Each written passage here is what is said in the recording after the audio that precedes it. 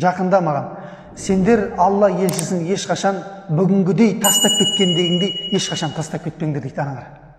Жаңа пайғамбар салам тастап кетті ғой сахабалар, бытырап кетті ғой барлығы.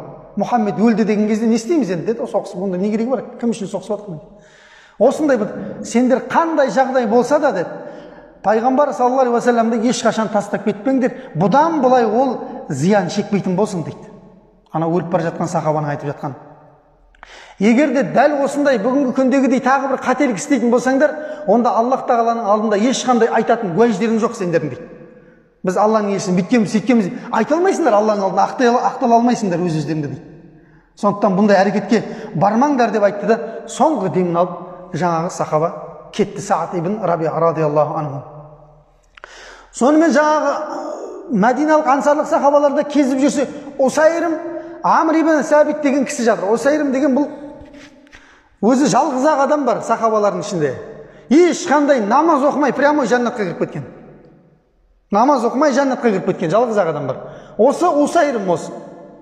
Бұл осы уақытқа дейін мүшрик болып кеткен. Хижреттің 300 жылына дейін Ухуд шайқасы басталатын күнге дейін ең соңғы сәтке дейін мүшрик болған бұл. Ең соңғы сәтке дейін. Өткен сабақтарда да айтқан бұны. Неге мүшрик болған, неге дін, бұның қауымдағы бүкіл адам исламды қабылдағанда бір өзі алып қалған ғой. Сөйтсе бұл жарықтық процентпен айналысады екен. Дүние деген тәтті ғой. Жібермейді анау. Исламды қабылдаса не істеу керек? Процент тастау керек кәне. Өсіммен айналыспау керек. Біздің ауылда бір бауырларды тастап жұмыстарын адалынан кәсіп істеп жатыр, машалла. Алла береке берсін. Сонда жаңа кісі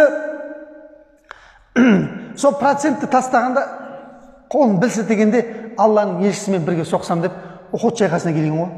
Таудың жанында пайғамбар салам шатырына келіп Алланың елшісіне сол жерден іздеген. Алланың елшісі, мен бүгін исламды қабылдауға келдім дейді.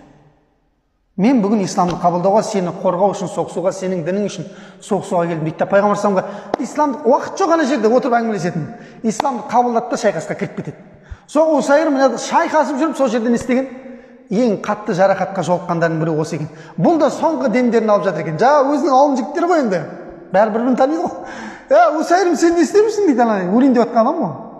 Сен қаяққа қарап соғысып жүрсің дейді да. Мүшриктерге емессің, бізге емес. Жоқ, мен мұсылмандармен, сендермен бірге соғыстым дейді, Алланың елшісін қорғауға дейді. Қой, сен не істеп жүрсің сонда? Сол біздің руымызға бала соғысып жүрсің ба? Жоқ, мен бүгін исламды қабылдағанмын дейді. Бүгін Алла елшісінің жанында исламды қабылдағанмын дейді. Және мен оған берген сертімде бекем тұрдым дейді, Усайрим айтады. Сөйтеді де Усайрим радиаллаху анху сол жердегі соңғы сөздерін айтып, мен Аллаға және оның елшісіне иман келтірдім деп, қарасай бақытты адам. Мен Аллаға ашхаду ан ла илаха иллаллах ва анна Мұхаммад расул деген сөз ғой. Мен Аллаға және оның елшісіне иман келтірдім деп те соңғы демін алып өтіп кетті Усайрим. Ансарлық сахабалар жүгірді пайғамбар саллаллаху алейхи ва салламға, айтты ма? Пайғамбар саллаллаху алейхи ва салламға барып айтып еді, Алланың елшісі, ана Усайрим Амр ибн Сәбит осылай деді, жаңа соғыстың ішінен тауып алдық. Ол шынымен де бүгін исламды қабылдаған еді дейді пайғамбар саллаллаху алейхи ва саллам. Ол жәннаттықтардың бірі дейді, анан қара. Ол жәннаттықтардың бірі дейді. Абу Хурайра радиаллаху анхудан табиғиндар, сахабалар отырып жиналып сұрайды ғой, Абу Хурайра, осы намаз оқымай жәннатқа кірген адам бар ма деп ше? Сонда Усайрим бар деп айтады екен. Намаз оқымай исламды қабылдап жарты күннің ішінде дүниеден өтіп кеткен болды. Таң намазы мен бес намазының ортасында намаз оқитын уақыт жоқ қой. Таң намаздан кейін келіп исламды қабылдаған, песім болам дегенше дүниеден өтіп кеткен жаңа кісі. Намаз оқи алмай қалғанда. Міне сондай бір бақытты Аллах тағала бір керемет нәсіп еткен да оған бір. Қараңыз, мына Усайрим бар ғой. Осы бір-ақ амал істегені, бір-ақ амал. Келгенде исламды қабылдап соғысып кеткен. Бірақ бұл кісі 1000 жыл болды, 1400 жыл болды. Әлі айтылып келе жатыр ғой мына кісінің өмірбаяны. Маған дейін қаншама адамдар айтқан бұны, пайғамбар саллаллаху өмірбаян айтқан. Менен кейін қаншама адамдар әлі бұны ғибрат қылып айтады ертең, Құдай қаласа. Сол Усайрим радиаллаху анху осындай шахидтік өлім нәсіп етті Аллах тағала Құранда шахидтерді өлді демеңдер, олар Алланың құзырында, олар тірі дейді.